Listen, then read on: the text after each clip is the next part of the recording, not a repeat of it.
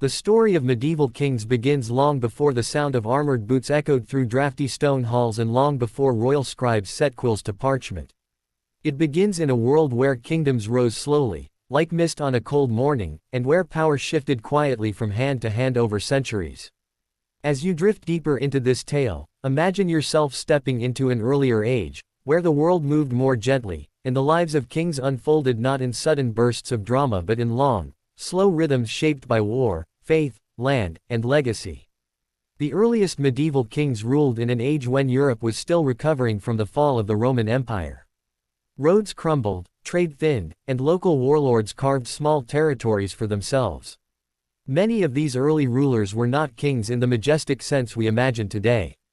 Rather, they were strongmen, tribal leaders, and chieftains who slowly transformed their influence into hereditary crowns. A medieval king's power came from land, and land came from loyalty.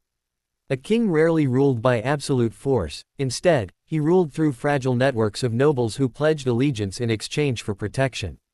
These oaths were sworn in solemn halls lit by flickering torches, and once spoken, they bound men for life. But loyalty could shift like wind. One season a noble stood faithfully beside his king, and the next he might be plotting rebellion. This delicate balance is what shaped medieval kingship, making it both powerful and vulnerable. Over time, Europe saw the rise of well-known royal lines. The Carolingians emerged under the legacy of Charlemagne, a king so respected that stories of his reign were told in soft voices by firesides for centuries. He brought order where chaos thrived, building schools, supporting religion, and creating an empire that briefly rekindled glimpses of Rome. Yet even his great realm fractured after his death, reminding the world that a kingdom often depended more on the living king than on the crown itself. In England, the early medieval kings ruled a patchwork of small Anglo-Saxon realms. These kings carried swords with simple hilts, wore rugged cloaks, and presided over societies that balanced between warrior culture and emerging Christian tradition. A king like Alfred the Great became a symbol of wisdom and resilience, defending his lands against Viking invasions while promoting learning and law. Many nights, as villagers slept in wooden huts, they felt safer knowing a king like Alfred guarded their fragile world. Beyond England, the Viking Age produced its own style of kingship. Norse kings were often warriors first, monarchs second. They sailed across rough seas, leading their men personally into battle. Their halls smelled of smoke, tar, and roasted meat, and their crowns were less important than the respect earned through bravery. These kings ruled by presence, by being the strongest among strong men. Yet even they gradually transformed into more traditional medieval monarchs as Christianity and centralized government reached Scandinavia. The High Middle Ages brought new patterns of kingship. Castles rose across landscapes, cold stone giants built to assert power and inspire awe. A medieval king woke each morning within thick walls designed both to protect him and to remind everyone who approached that authority lived within. These fortresses were not comfortable places. They were drafty, dimly lit, and constantly busy with servants, guards, and advisors moving through echoing corridors. But they symbolized stability in a shifting world. Kings became entangled in the influence of the church. A king might sit on a throne fashioned from carved oak, but a bishop's blessing could legitimize or undermine his entire rule.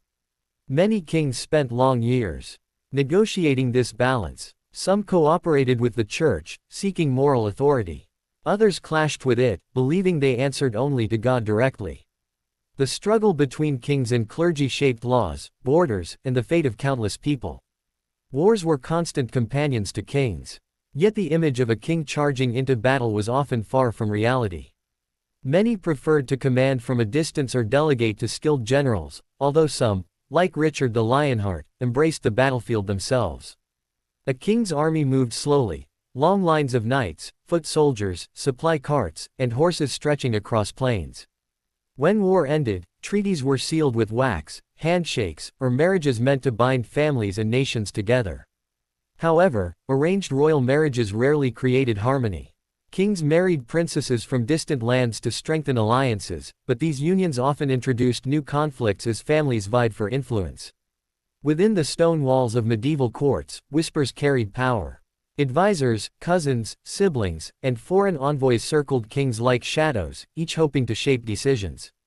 At night, when the halls grew quiet, a king might sit alone with a single candle burning low, reading letters or contemplating matters that determined the future of his realm. The public saw kings as larger-than-life figures, but privately many faced deep burdens: fear of rebellion, pressure to produce heirs, disputes among nobles, and the constant need to maintain order. Wealth defined much of medieval kingship. Crowns were decorated with gold, pearls, and gemstones meant to signal divine favor. Yet wealth was concentrated in the court while ordinary people lived simple, difficult lives. A peasant might toil from dawn to dusk, unaware of political struggles unfolding miles away. To them, a king was a distant figure invoked in prayers, curses, and tales, but rarely someone they would ever see. As medieval society expanded, kings became more administrative rulers. They introduced laws, minted coins, and built systems for taxes and justice. Royal courts evolved into complex bureaucracies staffed by scribes who kept meticulous records. These documents, rolls of parchment filled with careful writing, reveal a world where kingship involved as much paperwork as pageantry. The later Middle Ages saw enormous changes. The Crusades opened new routes of travel and trade, exposing kings to cultures, ideas, and conflicts far beyond Europe. While many kings supported these expeditions for religious reasons, others saw them as opportunities to gain prestige or strengthen alliances. Back home, kingdoms continued to grow. Some kings became nearly absolute in power, while others were limited by councils, parliaments, or strong nobles. The idea of what a king should be varied dramatically from place to place. In France, the Capetian and Valois kings built strong centralized rule. In England, monarchs often battled with nobles and the emerging parliament. In Eastern Europe, kings navigated vast, diverse territories with unique challenges. Even as power shifted, one thing remained constant: a king's authority depended on the perception of his strength. A weak king invited rebellion, a decisive king created stability. Medieval kingship began to decline not because kings grew less important, but because societies grew more structured. Bureaucracies, courts, and economic systems allowed nations to function even without the direct hand of the king in everyday affairs. The Black Death further shifted power as populations collapsed and social structures transformed. By the late medieval era, the seeds of the Renaissance were emerging, bringing new ideas about governance, individual rights, and national identity. Kings still ruled, but not with the same ancient, mystical authority their early predecessors held. Their role became more political, less mythical. And so the age of the medieval king slowly faded, leaving behind thousands of castles, countless chronicles, and an enduring fascination with the men who once ruled through both fear and respect. Their world was one of slow footsteps echoing in stone corridors, of winter nights by the hearth, of wars waged over borders drawn by hand, and of fragile power maintained through alliances, oaths, and faith. As you let these images settle, imagine all the kings whose names never made it into grand histories: quiet rulers, forgotten princes, young monarchs who reigned only briefly, and wise elders who kept peace in small realms. Their stories blend into a single, long tapestry stretching across the Middle Ages, woven with moments of triumph, uncertainty, duty, and humanity.